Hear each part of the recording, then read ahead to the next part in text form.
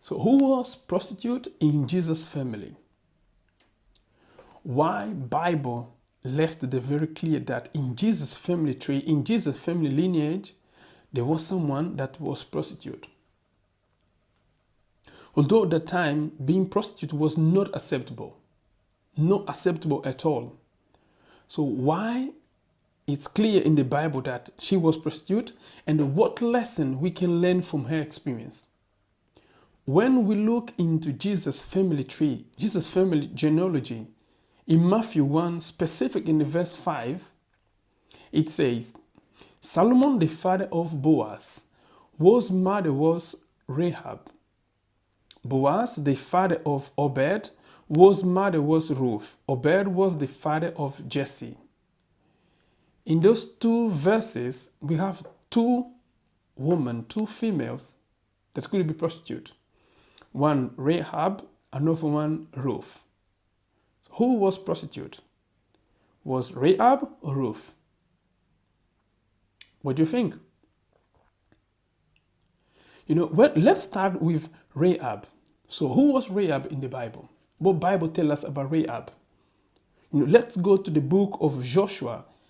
He tells us about Rahab. Joshua was helper of Moses. And Moses died. Then God said to Joshua, Joshua, now is your time for you to lead the people from where you are, cross the river to the promised land. But for Joshua to lead the people from where he was, where Moses died, to the promised land, they had to pass through many cities or countries. One of the countries was Jericho. But let's read what Bible tells us in Joshua 2. Joshua 2 verse 1 says, Then Joshua sent 2 spies to go over the land. He said, especially into Jericho. So they went and entered the house of a prostitute named Rahab and stayed there. Now we know that Rahab was in Jesus' family tree, Jesus' genealogy. And now in Joshua 2 verse 1, it is clear that Rahab was a prostitute. So back then, if a prostitute was not acceptable, so why she is in Jesus' family lineage? Why is Jesus in family tree? And why they left her there and left her job as a prostitute there? There must be something that we have to find out about why she was there in the Bible. If you look into Joshua 2 verse 2, we continue reading. The king of Jericho was told, Look, some spies came here tonight to spy out our land. So the king of Jericho sent this message to Rahab, Bring out the men who came to you and enter your house, because they have come to spy our land. That's the clear message the king sent to Rahab. Now let's see how Rahab behaved, how she answered to the message. We're still in Joshua 2:4. But the woman had taken the spies and hid them. She said, Yes, the men came to me, but I did not know where they came from. When it was a time to close the city gate, they left. I don't know which way they went. Go ahead, go after them quickly. You may catch up with them. Verse 6, but she had taken them up to a roof to hide them there. So she protected them and told the person who brought the message of the king that the men had left before the gate closed. So she hid the men in her roof.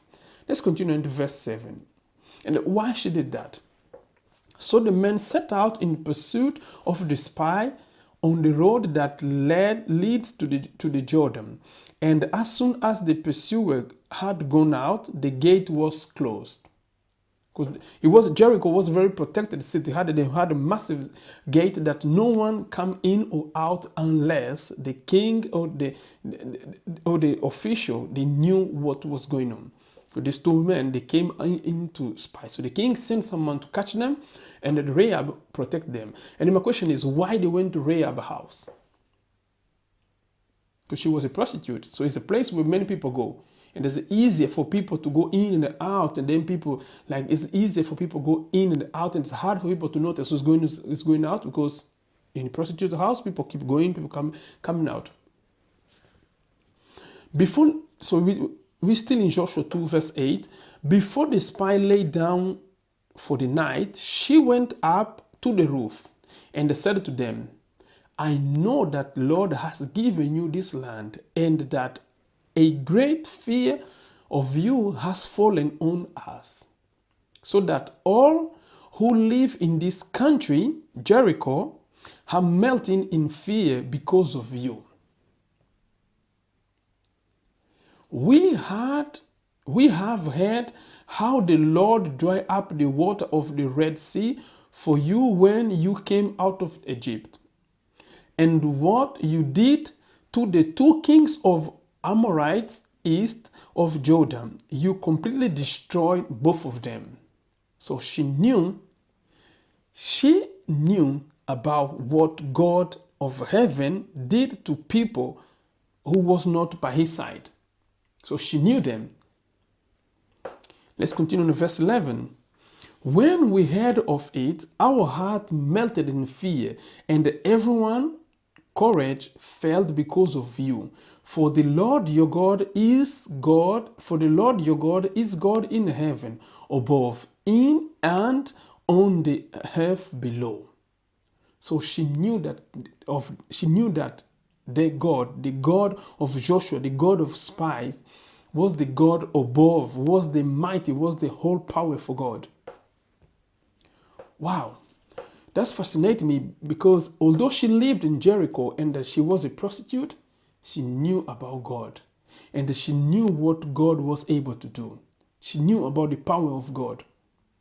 That's fascinating, and at the same time is intriguing, because if she knew about God, and it was easier for her to know about spies.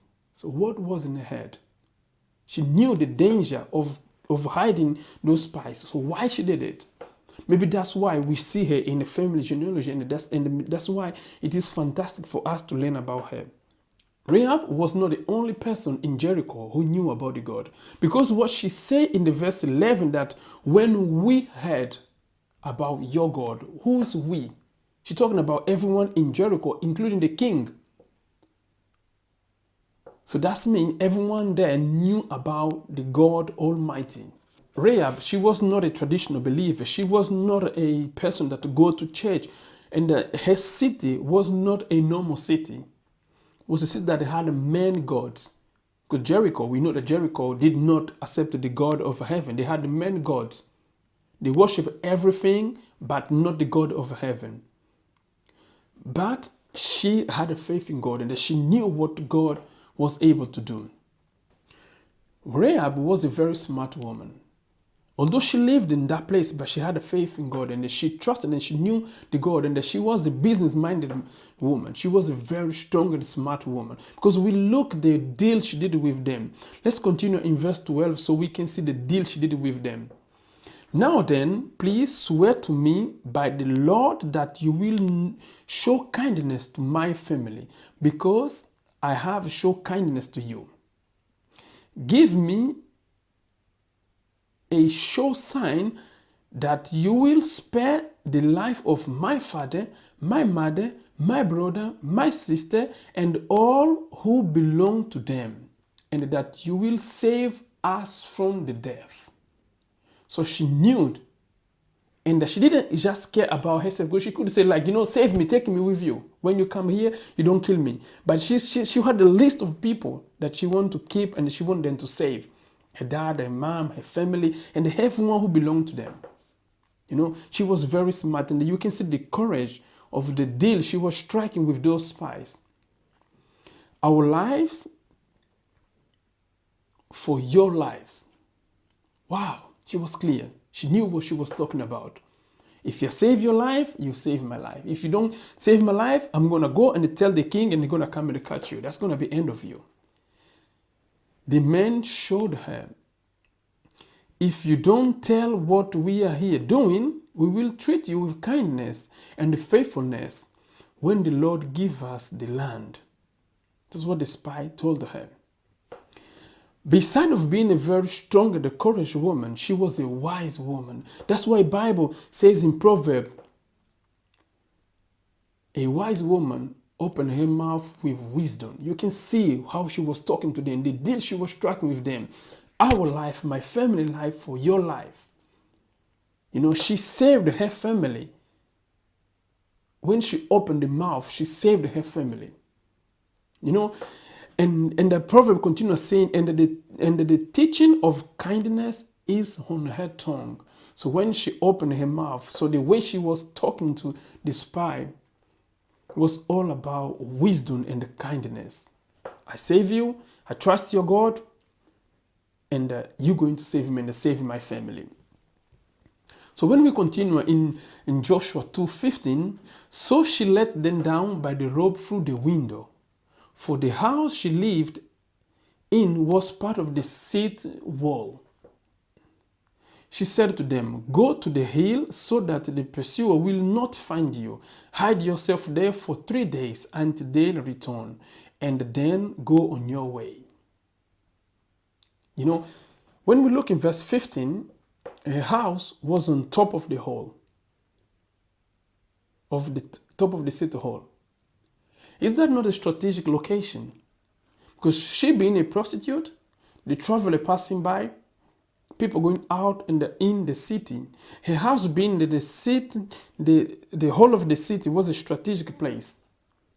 It was easy for people to come, easy for people to go. She can see who's coming, she can see who's not coming, who's in, who's out. So she knew that she had a control of the city. She was a very smart woman.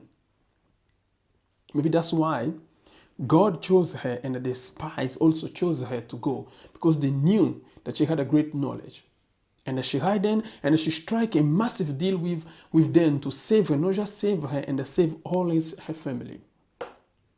You know, it is clear that her faith and the courage, she saved herself, but not just herself, she saved the whole member of her family. And if you continue reading, when they came and they take over the city, they saved the whole her family, they took her with them. Maybe that's why she became part of genealogy, the line which Jesus came from. When we look into Rahab, her past, being a prostitute, and we look ourselves, some of us, we are not prostitute. Even if we are prostitute, no matter what our past whisper to us, no matter what past we hold, no matter what we did, does not matter what we did. Our past is the reason that Jesus was born. When we look into this, God used Rahab in the mighty way despite her past. In the first battle to conquer the promised land, God used Rahab not only to save the spies, but also to save her family.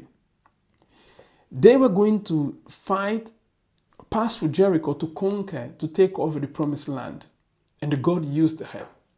She was the first point of contact between God, spy, Joshua, and the promised land, despite of all her flaws and her past. She was a prostitute, but God used her.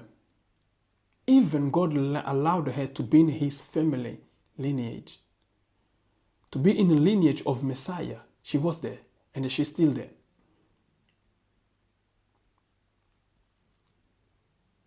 And I want to I just want to make this very clear to you. Does not matter what your past, does not matter what you hold. There is not enough darkness to hold the light that God has in you, that the light that God has for you. Does not matter what darkness, does not matter what you did in the past. The light of God will shine and clean everything in your life. The same way God used Rahab as a prostitute, used her past, her mess, all her mess, to make a great testimony, even brought a son of Messiah from her lineage, it's the same way God wants to use you. It's the same way God is willing to clean you, to bring you up, to bring a great generation from you.